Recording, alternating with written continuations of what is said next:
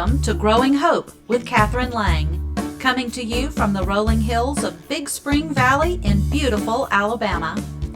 Catherine Lang offers words of encouragement and hope to help grow up lives boldly pursuing peace and joy. Catherine seeks out the rainbows of life while sharing her lollipops of encouragement along her journey.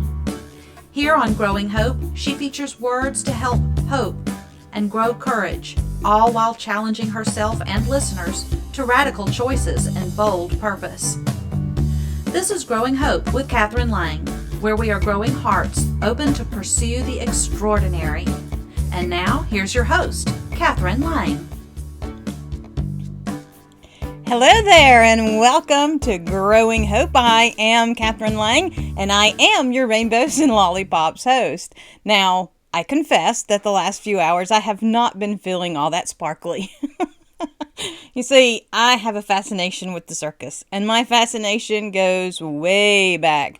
One of my earliest memories is being able to go to the small circus, the traveling circus that came around, because it parked next to my grandfather's house. So I was able to just go across the field and see the animals and the performers. And I was just in awe and enamored even with the whole idea. And then when I was in high school, I read an article about Gunther Gable-Williams, and my fascination just exploded. I was fortunate enough to be able to attend the Gunther Gable-Williams farewell tour of the Ringling Brothers Barnum and Bailey Circus. And that did nothing to slow down my fascination. As a matter of fact, I wanted to join the circus. I was able to usher for the show in Mobile and attend that particular show probably about a half a dozen times. And I came away determined after going backstage and meeting the performers and doing all that to join the circus. And by coincidence, if you believe in coincidence, the priest at the church that I was attending at the time was the former priest for the Ringling Brothers Barnum and Bailey Circus. And he didn't discourage me from joining the circus, but he did encourage me to go to clown college. So my priest told me to go be a clown.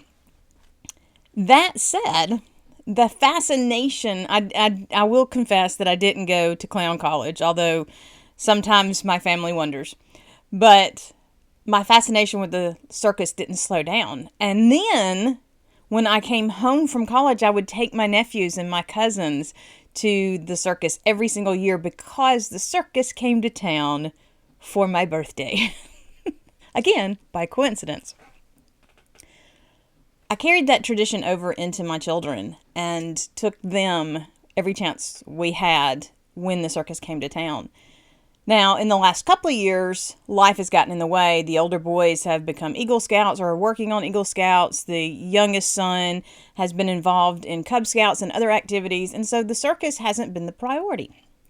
But this year I was determined that we would go back to the circus because I want to celebrate my birthday at the circus.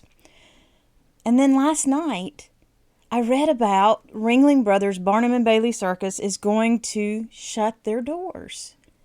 And I was devastated. I mean, to the point of near tears. I mean, this is something that has been part of my life on a consistent basis for many, many years. But they were closing their doors. So I went looking for tickets. I was determined that we were going to go. And I was shocked at the cost of the tickets for where I think we normally sit. Now, I'm looking for our ticket stubs from the last time we attended, but I am fairly certain that the cost of the tickets has dramatically increased, and that's just for the tickets.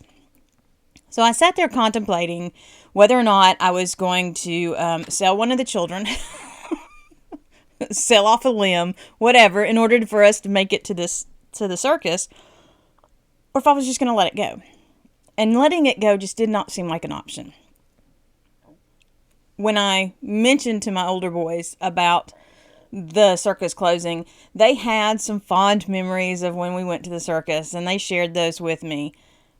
But what struck me is it wasn't that important to them. And the more I thought about it, the more I realized the previous few hours that I had spent with my children, the previous few hours that my husband and I had spent playing cards with them and laughing with them and teasing one another and playing around making voices, those were more valuable hours, and they didn't cost me a dime. All I had to do was invest my time. And that really kind of hit me hard, that so often I want something to fix the situation, something to make the memories happen, something outside of where I am to create the acceptableness, for lack of a better word. Not that that's even a word. But I want an outside force to fix it and make it better.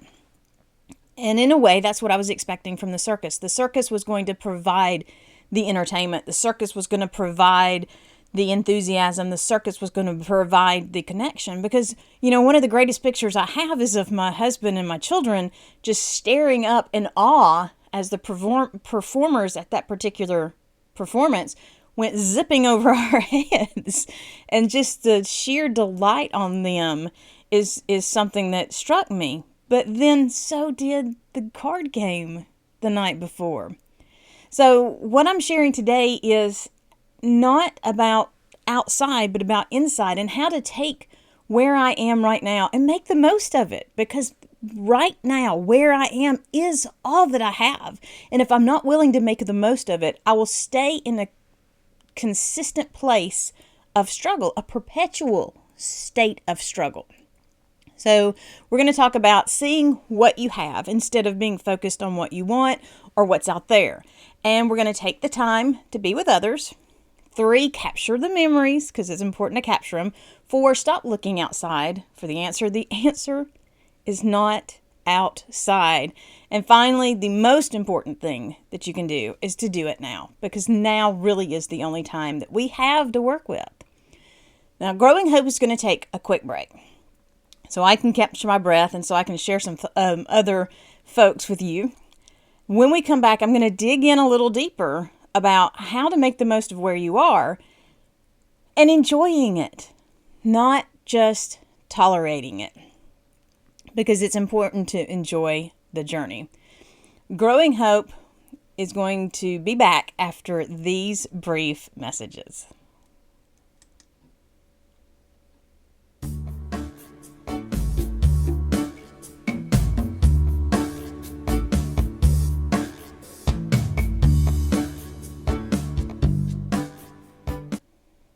Do you know why you are here? Do you know what to do with that idea? Do you understand how to put legs to that what? Do you have a plan for when you will do it all?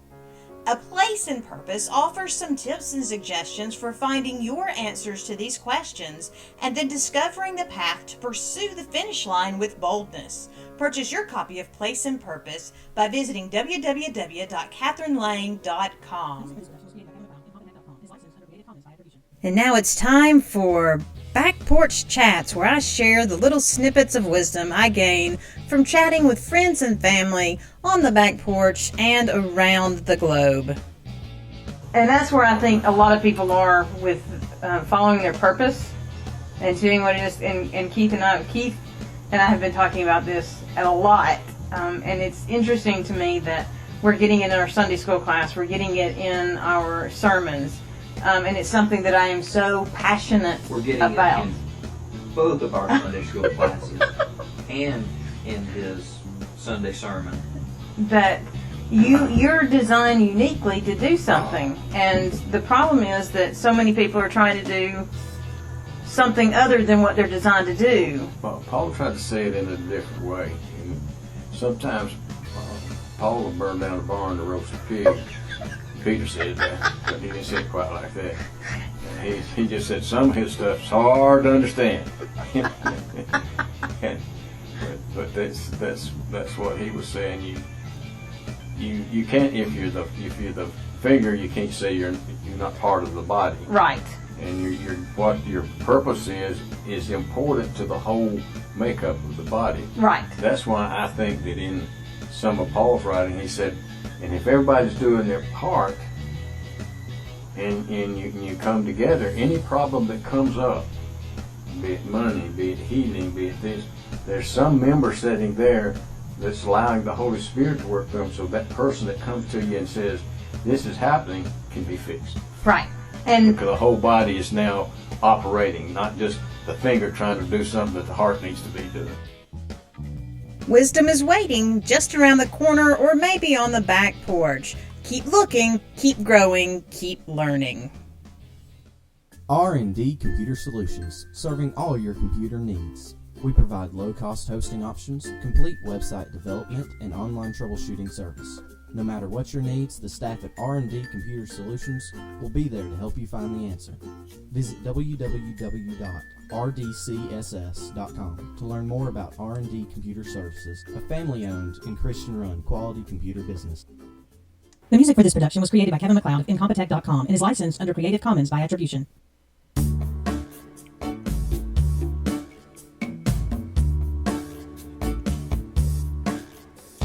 Welcome back to Growing Hope, where I am still Catherine Lang, and I am still your Rainbows and Lollipops host, and I have found my sparkle a little more by focusing on where I am and not so much where I have been.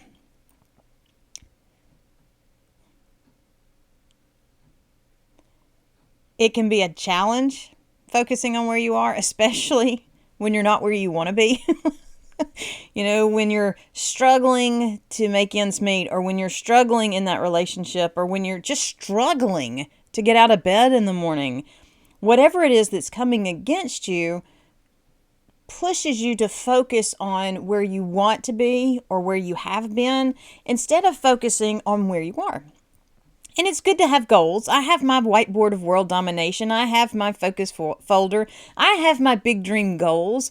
But I am always trying to remember to enjoy where I am and really relish where I am. Yesterday, I spent the day cooking. Occasionally, I do these once a month deals. You know, I cook casseroles, or I prep meals for the crock pot, or I chop and brown and do whatever I need to do. So it's easy for me to create meals for the family.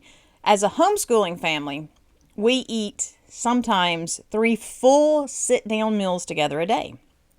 Breakfast, lunch, and dinner. And because of that, if I know I'm going to have a hectic schedule, and this month is going to be hectic. Actually, the next several months are going to be hectic. And since I know that these are going to be hectic months, I have to prep. So I spent almost 6 full hours. It was 5.5 with change hours cooking, prepping, and cleaning. And by the time I was done, the only thing I wanted to do was nothing. Now, I still had work I knew I had to complete. But the last thing I wanted to do was anything. I mean, really, I just wanted to just relax. And my husband said, don't forget, it's family game night. We need to pick out a game. Well, I could have said no. I've bowed out before. Because family game night, a lot of the games will only take 4. So I'll let the menfolk play, and I just enjoy the conversation from the other room. But I had been challenging my older boys to spades, and so I quit making excuses and stepped up, and we played spades. I never once looked at the clock. I never worried about how much time we were investing. I just enjoyed the time together, and that's really what it's all about. It doesn't matter what's been going on. If you will take the time to enjoy where you are, then you will find that the journey, no matter how much struggles come at you or where they come from, the journey becomes enjoyable. So the first thing I have to do is I have to see what I have instead of focusing on what I want or tomorrow or where I've been. And that comes with practice. It really does come with practice. My husband and I can both walk to the pantry and look in the pantry and see dinner or nothing.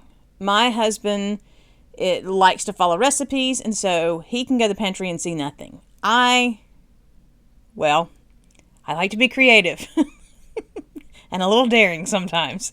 So I will go to the pantry, see ingredients that normally wouldn't be considered related, and I will slap those ingredients together and call it a meal.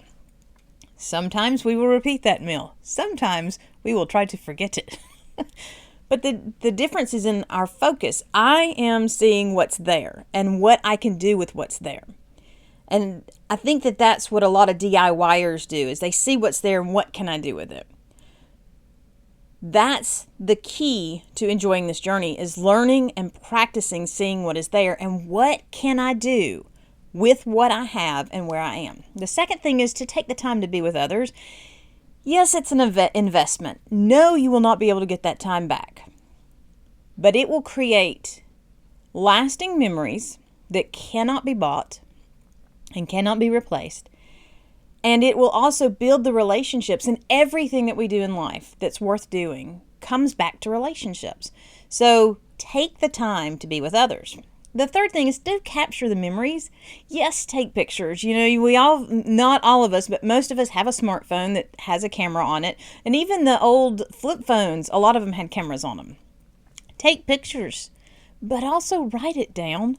Record it somewhere. Record what you did. Record the jokes that you made. Record the comments that went along. And occasionally put those somewhere, like in a photo album. Instead of just having photos, you'll have these memories, these captured moments that when you're gone and your children are looking at them, or your grandchildren are looking at them, they're going to see the memories. They're going to see the journey. They're going to see how you made the most of where you were, instead of always being on the pursuit of something better. The fourth thing is to stop looking outside for the answer. And I do struggle with this, because who doesn't think, hey, if I win the lottery, even if I'm not playing it, if I win it, it'll answer everything. All of my worries, all of my cares, all my concerns will be fixed in that moment. But the truth is, the only place that I can fix my journey is within myself. I have to make the choices within me. I have to do the modifications, the changes. I have to make the choices. It's up to me to create the path to this joyful journey. And I do it one step at a time. And the fifth thing, and probably the second most important thing after learning to focus on what you have, is to do it now. Now is the only time you have. Now, I've put off family game night before, but I was determined to get back in the habit. I have put off doing this show, but I was determined to get back in the habit, because if I want to make the most of what I have and where I am, I have to do it right now. Now is the only time I have. And I have to recognize that I have to use what I have, where I am. It's not up to somebody else. And I have to do it now. So when you are looking to create that joy-filled life, that purposeful life, it starts with those 5 things. See what you have, take the time to invest with others, capture the memories, look inside self, and do it now. Growing Hope is going to take one more quick break, but when we come back, I'm going to offer some foundational scripture on how to make the most of where you are and why we need to be making the most of where we are. Growing Hope will be back after these messages.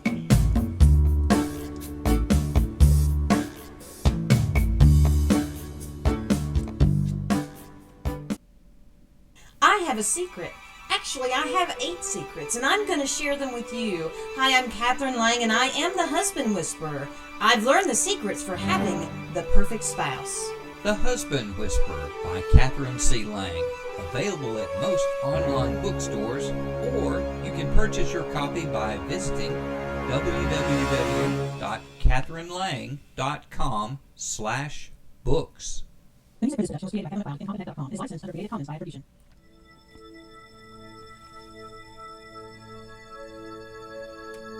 God, give me every word, every pause, every punctuation, every insinuation, such that you would speak through me with the voice of a million angels rushing out of heaven, crashing earth. tearing down walls, convicting hearts, and transforming lives forever. To you, Groundbreakers, Gene Hendricks. The Groundbreakers are who we remember. This we know is true. Original at its core. Passions, pain. Coming out of cold Novembers. Falling down on you. Calling everlasting gain. I prayed today that you'd be clear exactly what to do. Heaven crashing earth in just one kiss. Making way, love is near. Here when I'm with you. Let in lasting birth, you are his. Taking off and taking on, charge of yesterday, all at once, heaven shining through. Making love, saving shown, hearts of love today. Calling home, let me into you. Perfect pushing, pulling me deeper into God. The Father making perfect love for you. The Word trusting, full and free, coming from above. Fathers saving, covering truth. The Groundbreakers are who we remember fall into His arms. God is love and gives it all away. Making way through cold Novembers and all of your harm. To what's above, live your call to save. In Jesus' name. Christian Women Affiliate is a free community for Christian women who seek to be all that God has called them to be, with many affordable services including radio and webinar hosting and an outstanding review crew. You have many exciting opportunities for promoting your message. Join Christian Women Affiliate today and make quality connections that lead to mentoring and resources that complement your calling and impact our world. Visit ChristianWomenAffiliate.com today. The music for this production was created by Kevin MacLeod and Competech.com. Is licensed under Creative Commons by attribution.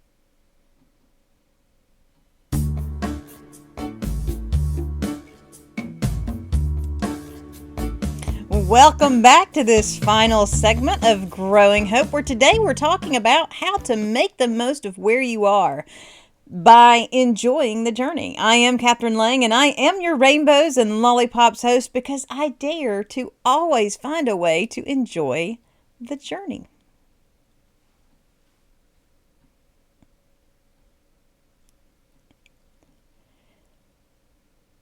I'm grateful. No, I'm humbled to have friends like Gene Hendricks who are always there to encourage me and to remind me in the most unexpected ways that where I am right now there's a reason. It's not accidental. I didn't do something and God go, oh my goodness, I can't believe that happened. I had no idea. God's kind of got this under control.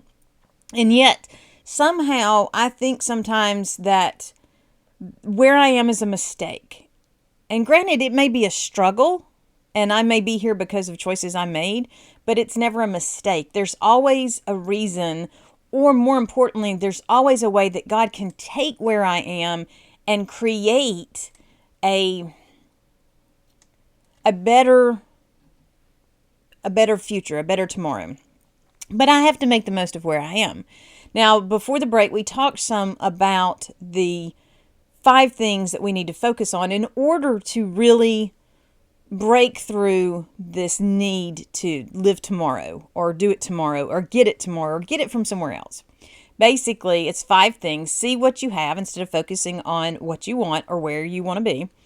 2 is to take the time to be with others because it is all about relationships. The 3rd is to capture the memories because it is important to have a recording, not just pictures, but written. And 4, we need to stop looking outside. The answer is not outside of us. The answer dwells within us. And finally, 5, it has to be right now. Do it right now because now is all we have. Jesus talks about the importance of really focusing on right now. And he does this in Matthew 6:25 and 26, when he talks about how others are running after all these different things, all these outside influences, all these outside situations, and that even the pagans, even those not within the church, are trying to seek all these blessings and benefits in this joyful life. Jesus reminds us that the most important thing we can do is to seek the Word first. Seek His kingdom and His righteousness, and then everything else will fall into place. But for the longest time, I got up every single morning and I read the Proverbs, 5 Psalms, and the Gospel. I read a reading from each of those. I also had intended to read the Old Testament. But if any of you have ever attempted to read all the way through the Bible, the Old Testament can be hard to read through. Well, not all of the Old Testament, there's sections of the Old Testament. When I put together my Bible reading schedule that will literally take you through the Bible in 2 months, the whole complete Bible in 2 months, I focused instead of reading directly through the Old Testament, I focused on reading sections of the Old Testament. And I broke it down into the Pentateuch, the history, the songs or poetry, and I think the prophets. So I would go to read those at night and I would always fall asleep.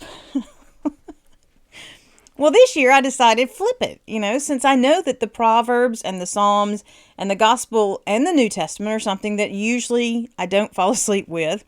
I went to the Old Testament and I'm reading through the Old Testament consistently. I am not letting anything get in the way. It's the first thing I do when I get out of bed. Sometimes I don't even get out of the bed. I just grab my scripture reading and I do that. It is the most important thing, because if I get that relationship right, then I will be able to get everything else right in my life. Psalms 37, which, by the way, is one of my all-time favorite psalms, says, "Trust in the Lord and do good, dwell in the land and enjoy safe pasture. Take delight in the Lord." Take delight in the Lord, and He will give you the desires of your heart. Take delight in the Lord. Invest in the Lord. Invest in that relationship with God. And then He gives you the desires of your heart, because your heart begins to align with His will. Ephesians 4:2-3 is where we start talking about relationships with others, because we've talked about what we should be focused on. We talked about relationship with God, but Ephesians begins to touch on other people, because people can be a challenge. And Ephesians says, "Be completely humble and gentle, be patient, bearing with one another in love." Make every effort to keep the unity of spirit through the bond of peace. Jesus goes on to say that if you're at the altar giving your gift to God and you recognize that someone has something against you, you're to leave that gift, leave that offering, and go reconcile your relationship to that other person. The relationships are the foundation for a solid walk in this journey. And so we have to take the time to enjoy the journey by investing in those relationships. It really is all about relationships. I am Catherine Lang, and I am your Rainbows and Lollipops host, because every day holds a promise of more, and every action contains the power of possibility. It's not about what the world says, or even what the world shows. The strength of hope and encouragement will and does push through the limits and the walls of this world. My prayer is, and always will be, that the words I share are helping establish foundations of hope that will shatter the delusions of the world around us. Remember, in all that you're doing, be blessed and be a blessing. Thanks for joining us this week for Growing Hope with Catherine Lang. Catherine is a leader in encouragement, a networking specialist, and your Hope Smith extraordinaire. To learn more about Growing Hope, visit Catherine's website at www.catherinelang.com. That's www.katrynlang.com. Catherine is also available to speak or teach at your next event. Use the contact form on the website or email Catherine with queries or questions at contactus@catherinelang.com. If you are looking for more hope and inspiration for your week, you can sign up for the Reflections column that mails out each Sunday at www.catherinelang.com/reflections. And be sure to join us back here each week for Growing Hope, where Catherine shares her heart for encouragement and her vision for hope. Until next week, keep watching for that place where your heart is open to pursue the extraordinary.